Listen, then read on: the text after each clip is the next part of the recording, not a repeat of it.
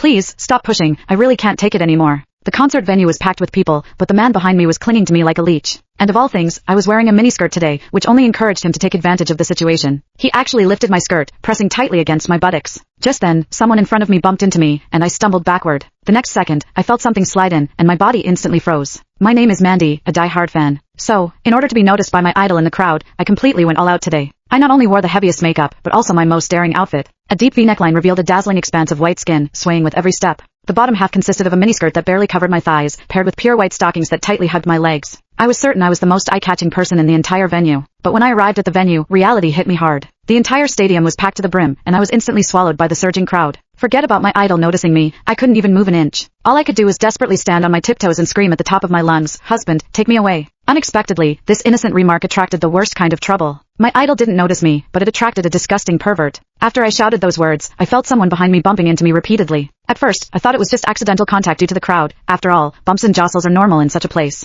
But the feeling became clearer and clearer. A hard object was repeatedly pressing against my buttocks, making me extremely uncomfortable. It was only then that I realized what had happened. I thought I had accidentally bumped into his hand, which he had placed behind him, so I quickly turned around, ready to politely apologize. I instinctively apologized, but he paused for a moment, then unexpectedly flashed a meaningful, mischievous smile. "It's all right, I'm happy to oblige." When I turned back around, pretending nothing had happened, I didn't expect him to become even more brazen, pressing himself against me. The force was more deliberate than before, so I had to force all my attention onto the idol, desperately trying to ignore the strange feeling behind me. But the man became increasingly bolder. The next second, he actually lifted my skirt and pressed himself tightly against me. Unfortunately, I was only wearing a thin strap dress that day, so my entire buttocks were completely exposed. I could clearly feel something directly touching my skin. I instinctively thought it was his finger, but then I realized something was wrong. I discovered that the warm, firm touch couldn't possibly be a finger. Instantly, my mind went blank. I had lived 20 years, and this was the first time a man had treated me like this. A wave of immense fear overwhelmed me, and every cell in my body screamed to escape. But the crowd was so dense, there wasn't a single gap. I was like a deer caught in the headlights, unable to move. I instinctively tensed my entire body, trying to resist the fear with my rigid posture. The moment my buttock muscles tightened, I inadvertently clamped down on that so-called finger, and a strange tingling sensation instantly spread through me, making my face flush. What confused me even more was that I didn't reject this feeling. In fact, deep down, a hidden sense of anticipation arose. The man behind me obviously took this as tacit consent, so he became even more audacious, repeating the action several times until the foreign sensation could no longer be ignored. I'm a sheltered college student, always following the rules, but today, at a crowded concert, I was manipulated by a complete stranger.